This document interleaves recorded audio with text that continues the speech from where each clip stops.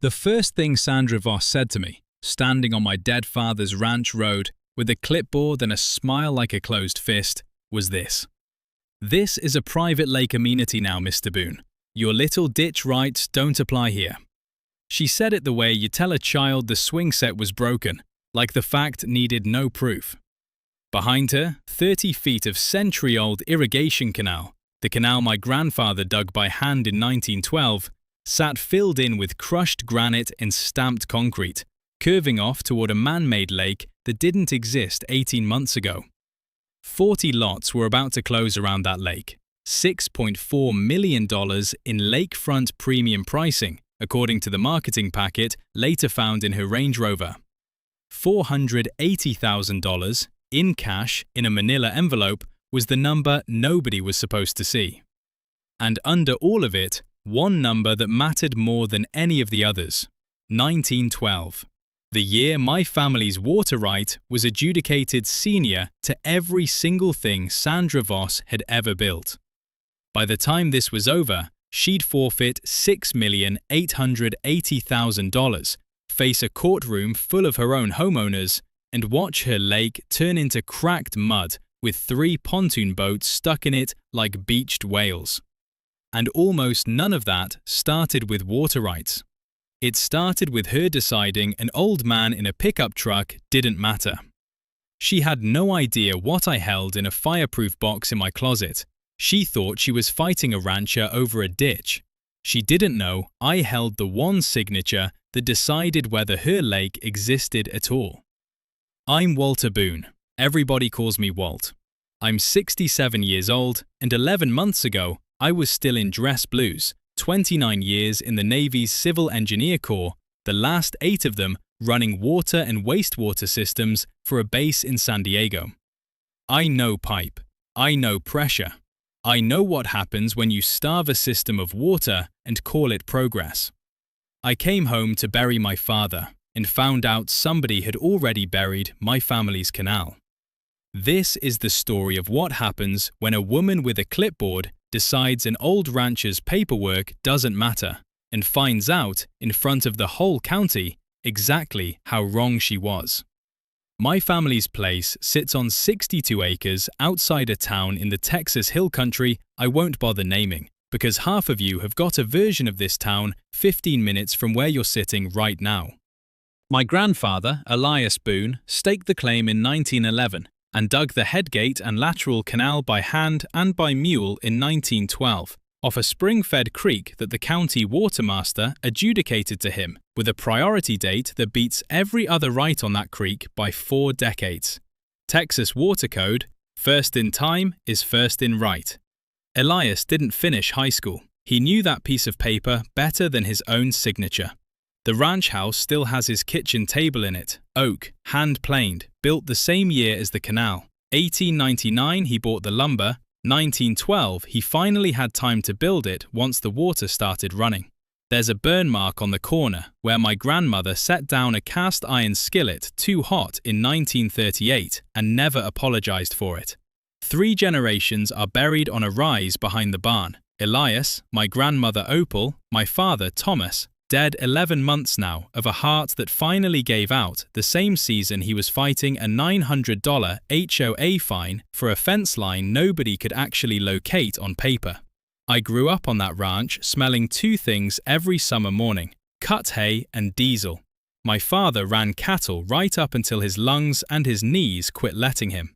When I left for the Navy at 22, he told me the ranch would still be running water long after both of us were gone. Because Boone water rights don't expire, they get inherited.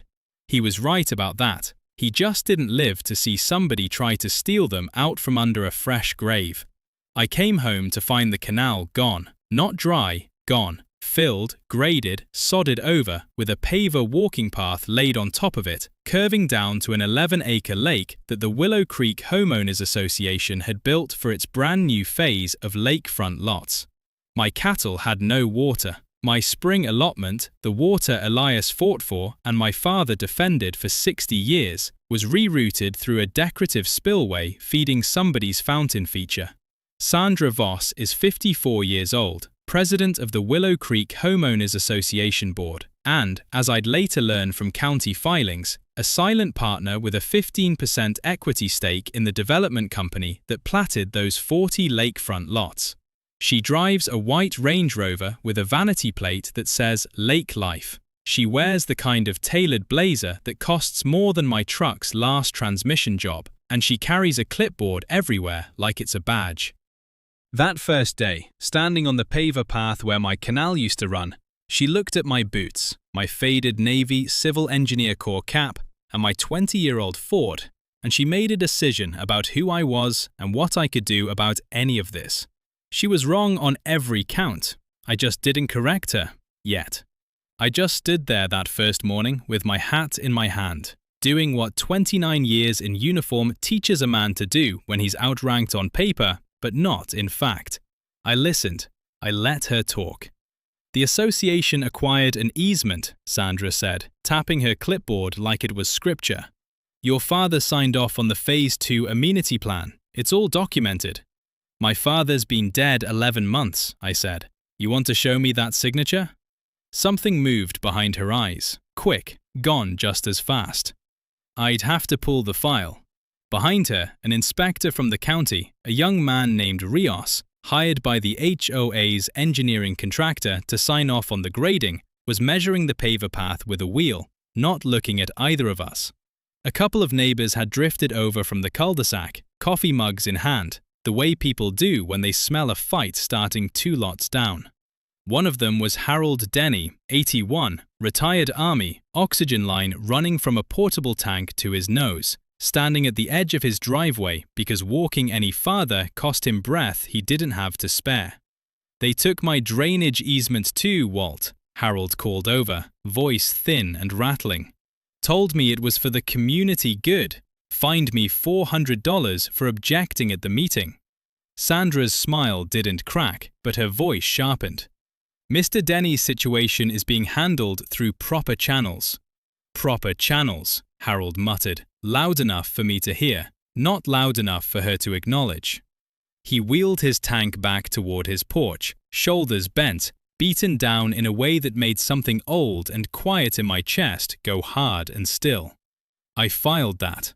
Filed it the way I'd been trained to file everything, mentally time-stamped, logged, held for later use. Tuesday, 9:12 a.m.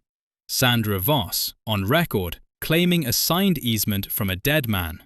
Harold Denny, fined for objecting to losing his own drainage.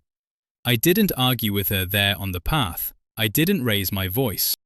I took out my phone and I photographed the fill line where the canal used to run, the paver stones, the spillway feeding her lake, and Sandra Voss standing in the middle of it with her clipboard, looking like she owned the whole county.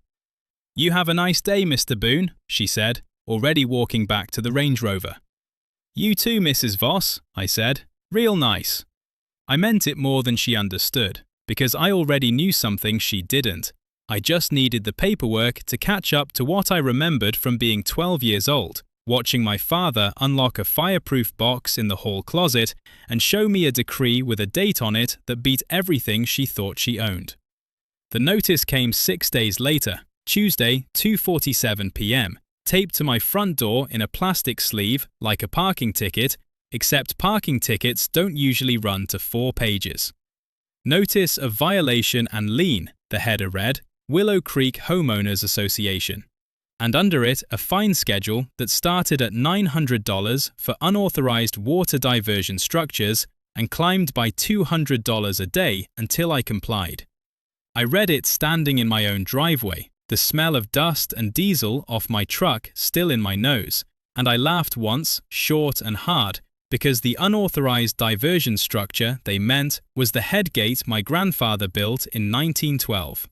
The same gate that had been sitting on that creek, licensed and adjudicated, for 111 years before Sandra Voss ever signed a mortgage. Attached to the notice was a photocopy of what they called the Phase 2 Amenity Easement Agreement, dated 14 months earlier, bearing a signature that was supposed to be my father's. I held it up to the porch light. My father's hand shook the last 2 years of his life, ever since the stroke. This signature was smooth, confident, and slanted the wrong direction, My father was left-handed, and whoever forged this wrote it like a right-handed man in a hurry. I didn't call a lawyer that night. I didn't call the sheriff. 29 years wearing a uniform teaches you that the man who reacts first usually loses the paper trail.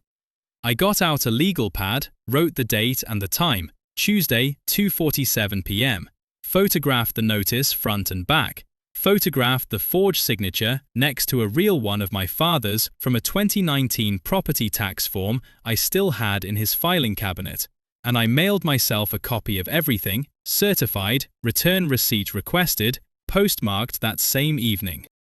Poor man's copyright, they used to call it in the service. If it ever comes down to who had what and when, a federal postmark doesn't lie. Then I drove to the HOA's clubhouse because I wanted to look Sandra Voss in the face when I told her I wasn't paying.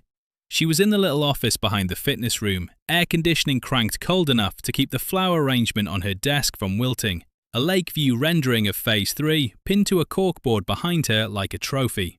She had her reading glasses pushed up into her hair and a stack of closing documents in front of her that she slid just slightly under a folder when I walked in. I noticed. I always notice things people try to hide a half-second too slow.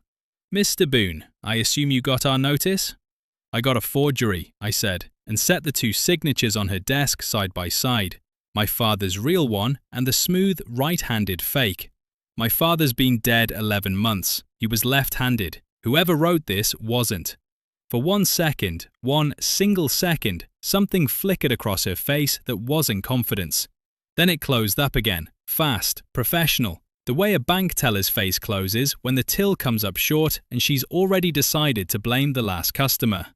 "I'll have our attorney review the file," she said. "In the meantime, the fine schedule stands. You're welcome to appeal at the next board meeting, 3rd Thursday. You cut off water rights that predate this association by 100 years, Mrs. Voss.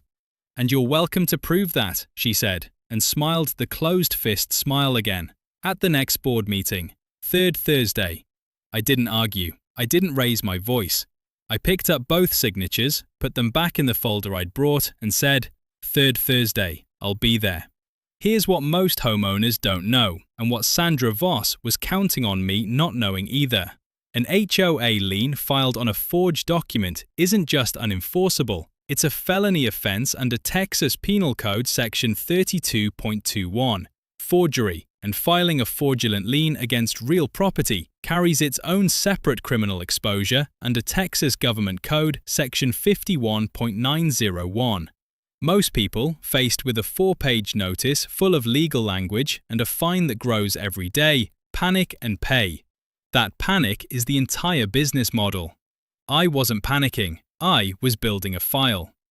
On the way out, I passed Harold Denny in the clubhouse lobby, sitting in a folding chair by the mailboxes. Oxygen tank parks beside him like a loyal dog, an envelope from the association trembling in his hand.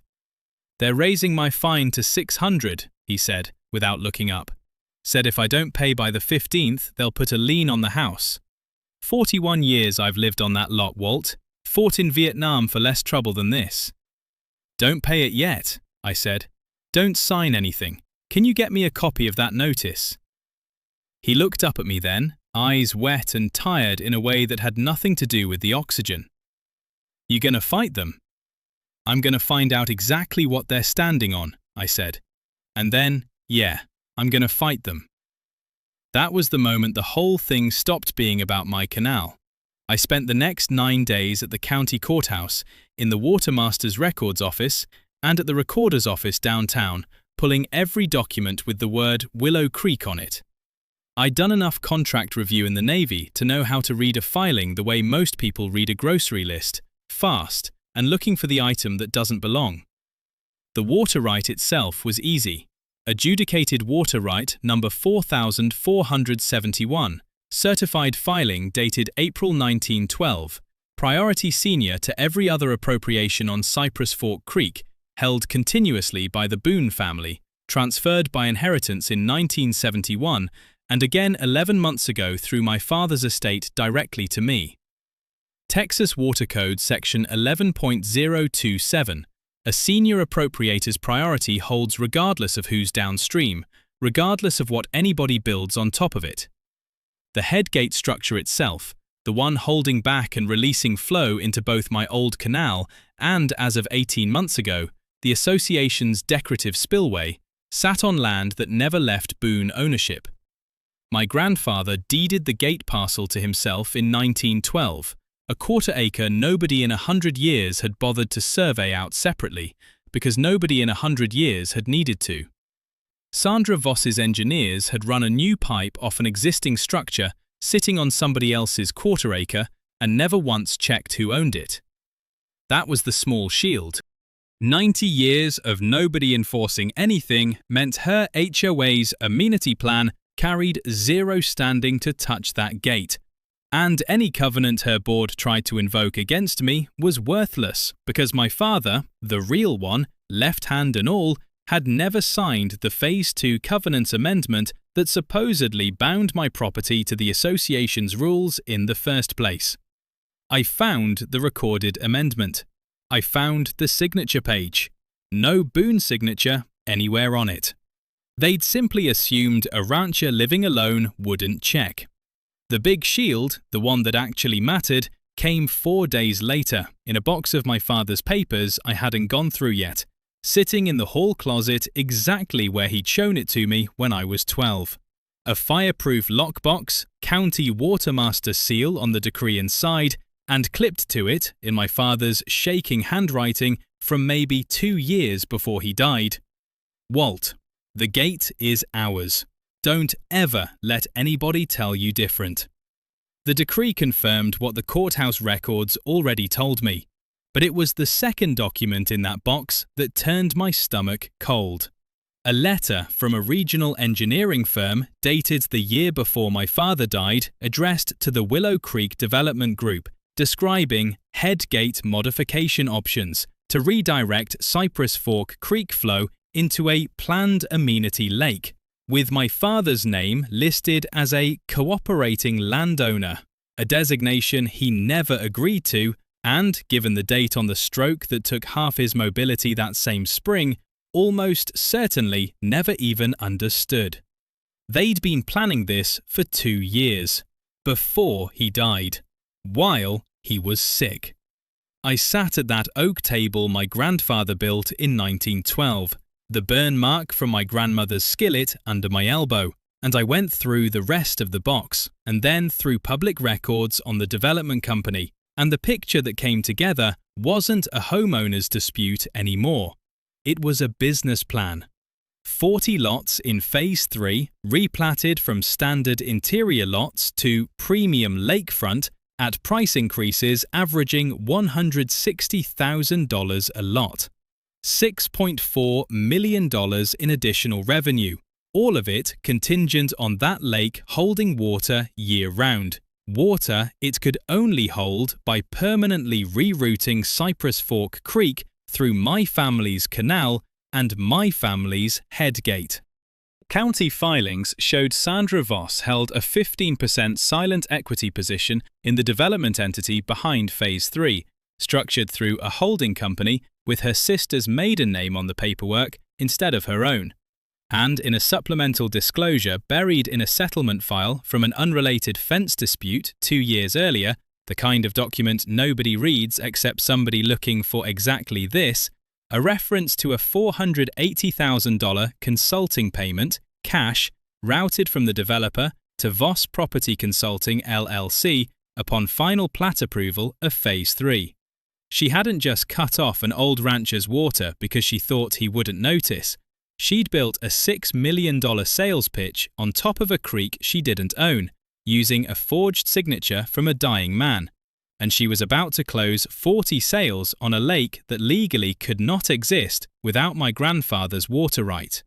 I thought about Harold Denny's shaking hands around that envelope.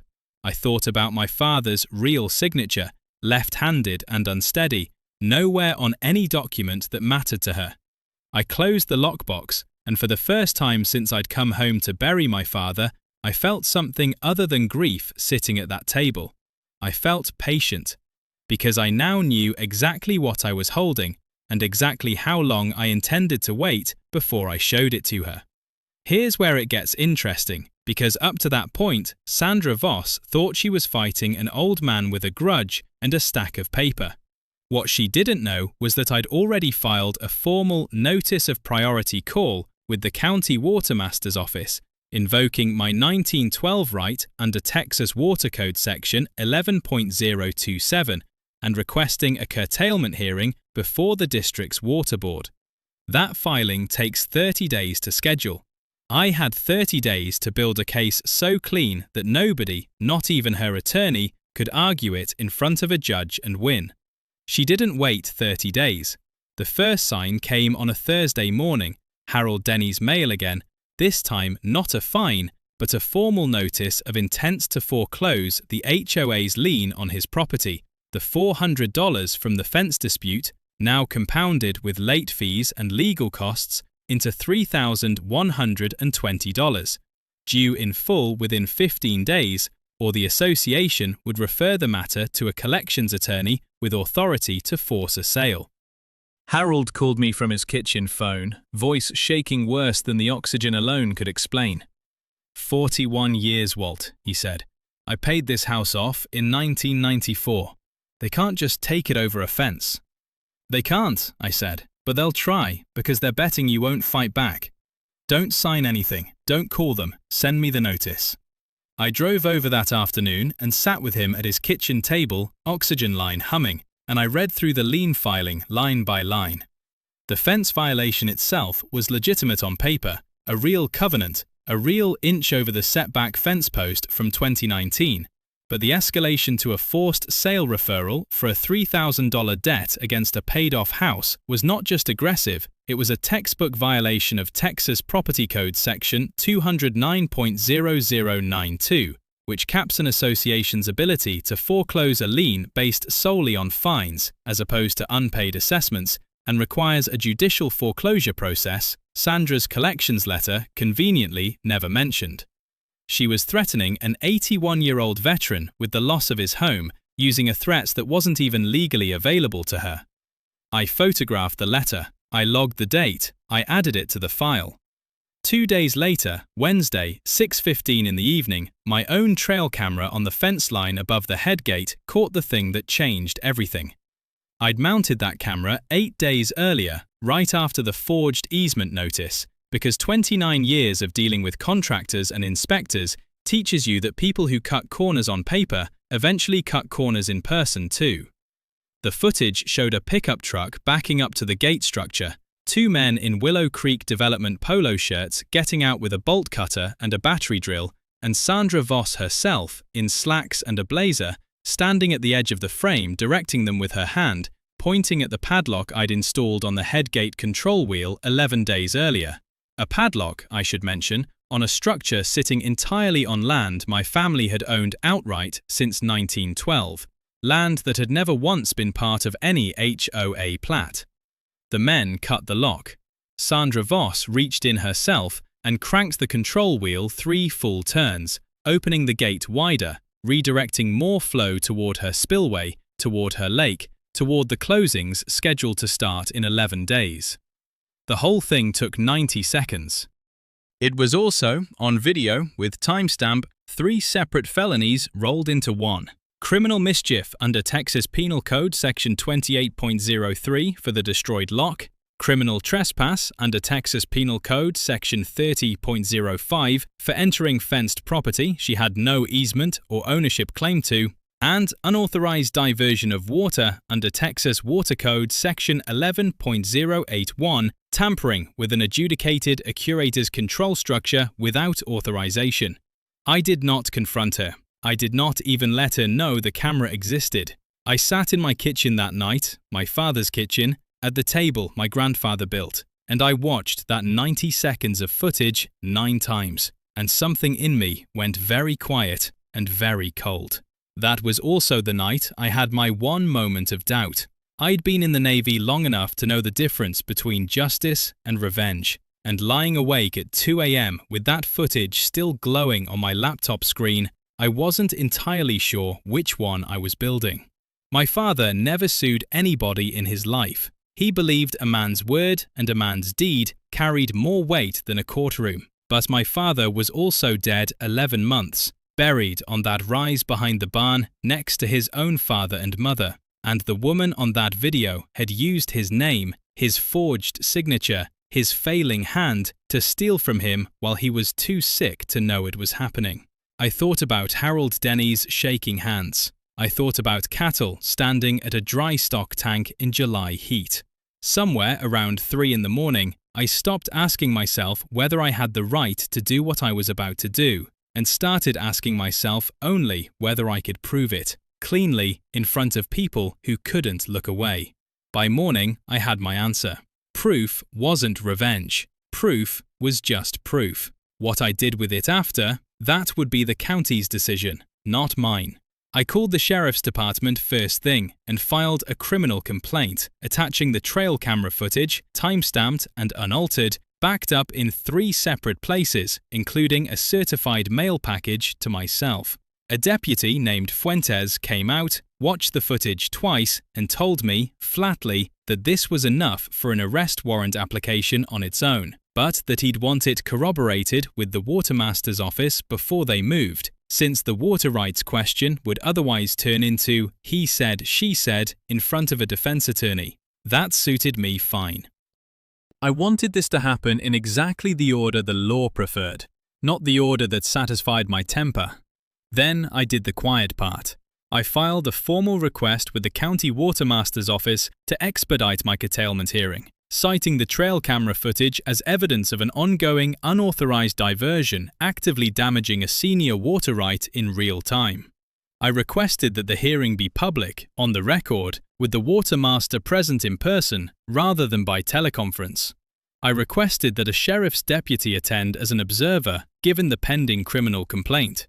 And I sent, by certified mail with return receipt, a formal notice of intent to exercise priority call to the Willow Creek Homeowners Association Board, care of Sandra Voss, President, informing them in plain legal language that as the senior appropriator on Cypress Fork Creek, I intended to fully exercise my adjudicated right at the head gate I owned, effective on the date of the scheduled water board hearing, and that any structure dependent on water delivered past that gate without my consent was doing so unlawfully.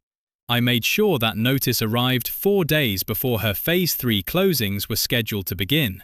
I didn't hide what was coming, I just made sure nobody mattered, not the watermaster, not the sheriff's department, not a single homeowner in that development would be able to say afterward that they didn't see it coming, or that I'd ambushed anybody. Everything I was about to do in daylight, with a badge and a clipboard of my own standing next to me, on a public record that couldn't be forged, cut, or quietly filed away in a closing binder. Sandra Voss thought she was 3 weeks from $6.4 million and a ribbon-cutting ceremony at her new Lakewalk. She had no idea that the only thing standing between her and that money was a padlock she'd already cut once, on a gate she never owned, above water she'd already stolen, and that this time, when she found out who really held the crank, there would be a full room watching. The Cypress Fork Water Conservation District holds its board meetings in a beige municipal building that smells like burnt coffee and floor wax, folding chairs lined up under fluorescent lights, a county seal bolted to the wall behind a long table where 3 water board members and a court reporter sit. On the Thursday of my hearing, that room was standing room only, because I'd made sure of it. I'd sent notice not just through official channels, but by hand, to every homeowner whose closing was scheduled in the next 2 weeks, informing them plainly that the water supply for the Willow Creek Lake amenity was the subject of a pending priority dispute, and that they should attend if they wanted to understand what they were about to buy into. That's not a threat, that's Texas Water Code Section 11.325, Public Notice Requirements for a Contested Case, and I followed it to the letter, because the last thing I wanted was for Sandra Voss's attorney to later claim I'd ambushed anybody. Deputy Fuentes stood near the back wall in uniform, arms crossed, there as an observer per his own request. A young woman from the county paper sat 2 rows from the front with a notepad because I'd called the newsroom myself 3 days earlier and told them plainly that there'd be a public hearing worth covering. Harold Denny sat in the front row in his good jacket, oxygen tank parked beside his folding chair because I'd driven over and picked him up myself that morning. Sandra Voss walked in 11 minutes late, blazer pressed, clipboard under her arm, trailing an attorney in a grey suit who kept checking his phone, like the whole thing was a formality he intended to wrap up before lunch. She saw the crowd, saw the reporter, saw Harold, and for just a second her stride caught before she recovered it and took her seat at the respondents' table like she owned that too. The watermaster, a deliberate grey-haired man named Ellis, who'd clearly seen every kind of dispute this creek could produce, opened the hearing by reading the docket into the record. Boone versus Willow Creek Homeowners Association, contested priority call, adjudicated water right number 4471. Mr. Boone, Ellis said, you may present your case. I stood up with a single folder, not a briefcase full of theatre, just the documents that mattered. I laid the 1912 adjudication decree on the table in front of the board, the original from my father's lockbox, the watermaster's seal still legible after 111 years. I laid the deed showing the Headgate parcel had never left Boone ownership. I laid the forged easement signature next to my father's real one, side by side, left-handed slant against a smooth right-handed forgery. And I said plainly that this association had built a claim to my water on a document nobody in that room could honestly call authentic. Then I played the trail camera footage. 90 seconds. On a screen Ellis's clerk had set up at my request, the whole room silent except for the hum of the projector fan. 2 men with a bolt cutter, a padlock falling into the grass. Sandra Voss, in the same blazer she was wearing right now, reaching in and cranking the control wheel 3 full turns, while the men in Willow Creek polo shirts stood by like she told them she was watering a garden. I watched her face while it played. She didn't look at the screen. She looked at her attorney, who had stopped checking his phone. Mrs. Voss, Ellis said when the footage ended, voice level. Do you dispute this is you? Her attorney started to answer for her, something about unauthorized surveillance, but Ellis held up a hand. Trail cameras on private property are lawful under Texas law, counselor. I'm asking your client a direct question. Sandra Voss's jaw tightened. The association believed it held a valid easement, she said, based on documentation provided by... Provided by whom? I said, and Ellis let me, because at a contested hearing, the rules of order bend a little for the man holding the senior right. Because that signature isn't my father's. My father was left-handed. He died 11 months ago. He never signed anything giving your association access to that gate. She didn't answer. The room did the answering for her. A low murmur running through 30 homeowners who'd paid 6-figure premiums for a lake that was, as of that morning, standing on a stolen creek. I turned to the board. I'm not asking this board for damages today. I'm asking for confirmation of my priority right under Water Code Section 11.027, and I'm exercising my right as adjudicated senior appropriator to fully control the headgate on Cypress Fork Creek, effective immediately. Ellis looked at the decree one more time, looked at the forged signature, looked at the footage still frozen on the screen, Sandra Voss's hand on the crank, and said the 6 words I'd been waiting 11 months to hear. The board confirms Mr. Boone's priority. I walked outside. The whole room followed, because that's what people do. They follow the moment. Deputy Fuentes fell in beside me, not to help, just to witness. The gate stood exactly where my grandfather built it, the cut padlock still lying in the grass where Sandra Voss's men had left it 11 days ago.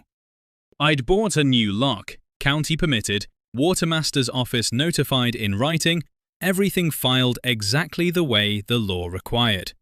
I reached into the gate housing and I turned the crank the other direction, closing it.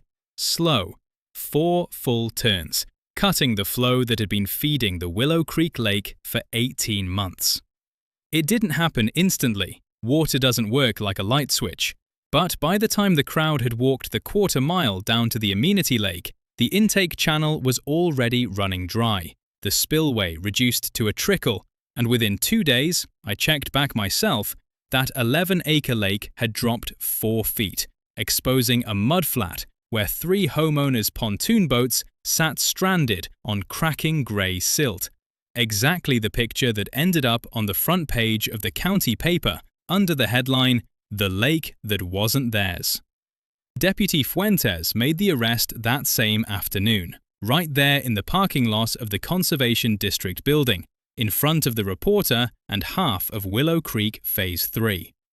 Criminal mischief, criminal trespass, unauthorized water diversion, and, once the county's fraud unit finished pulling the recorder's office file, forgery and filing a fraudulent lien. Sandra Voss stood by her Range Rover with her hands behind her back while a deputy read her rights, the clipboard she'd carried into every confrontation with me finally sitting empty on the hood of her own car. The trial took 4 months. Sandra Voss's defense tried to argue she believed the easement was legitimate, that she'd relied on a document prepared by others. That defense collapsed the moment the prosecution introduced the engineering firm's letter from 2 years before my father's death, naming him a cooperating landowner while he was recovering from a stroke that left him unable to sign his own name legibly, let alone negotiate an easement. It collapsed further when the development company's own bookkeeper testified, under a plea agreement, that Sandra Voss had structured her 15% equity stake through her sister's maiden name specifically to avoid disclosure requirements, and had personally requested the $480,000 cash payment be routed through Voss Property Consulting LLC upon final plat approval. Sandra Voss was convicted on all counts. The court ordered restitution of $6,880,000. The $6.4 million in fraudulent lakefront premiums collected from 40 homeowners, plus the $480,000 cash payment, plus interest and legal costs, to be repaid to the affected homeowners and to the association itself. She was sentenced to 7 years, with parole eligibility after 3, and permanently barred from serving on any homeowners association board or holding any real estate license in the state of Texas. The development company's principal, facing his own charges for the forged easement filing, settled for a reduced sentence in exchange for full cooperation and forfeiture of his remaining stake in Phase 3. The 2 men caught on camera cutting my lock pleaded to misdemeanor trespass and testified against Sandra Voss in exchange for probation. The 40 homeowners who'd paid lakefront premiums got their money back through the restitution order, staged over 18 months, and the association's insurance carrier covered the remaining Phase 3 infrastructure costs after determining the board had committed fraud that voided their own coverage for the original claim.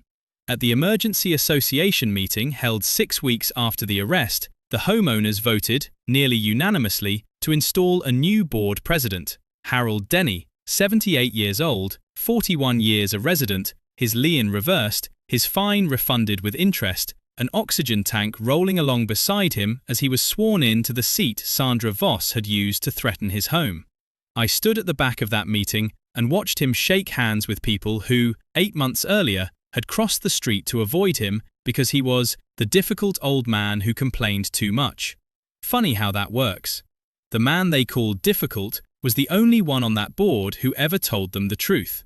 The Canal came back the following spring. Not overnight. You don't undo 18 months of concrete and sod in an afternoon, but with a court order backing me and the association's new leadership actually cooperating instead of fighting, the paver path came out, the fill got dug up, and Cypress Fork Creek ran down my grandfather's original channel for the first time in almost 2 years. I stood at the headgate the day they finished it, water moving fast and cold over the rocks, and I thought about my father at that same spot 40 years earlier, teaching me how to read the flow, telling me that water always finds where it's supposed to go if you just give it time and don't let anybody dam it up with a lie.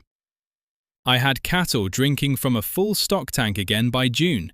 I sat at the oak table my grandfather built, the burn mark from my grandmother's skillet still under my elbow, and for the first time in almost a year, the ranch smelled like it was supposed to. Cut hay and diesel and creek water running where it belonged. Here's what I took from all of it, the kind of thing I'd want any of you watching to carry with you. A signature can be forged, But a priority date on an adjudicated water right can't be faked away. Check what's actually recorded before you assume paperwork someone hands you is real. An HOA's fine schedule feels like law, but it isn't. Texas Property Code Section 209.0092 and a dozen laws like it in other states put real limits on what a board can take from you, and most people never check because panic is more profitable to them than patience. The most dangerous person in any room is the one everyone's already decided doesn't matter. Harold Denny mattered, I mattered, and Sandra Voss built a $6 million scheme on the assumption that neither of us would ever prove it. And documentation beats confrontation every single time. I never once raised my voice at that woman, and it cost her everything. Willow Creek's got a new board now, a homeowner-run water committee, and an old rancher who still checks the gate every morning out of habit. But I've since learned Sandra Voss wasn't the only board president in this county running a version of the same play, and next time I hear, it isn't water they're stealing, it's a cemetery.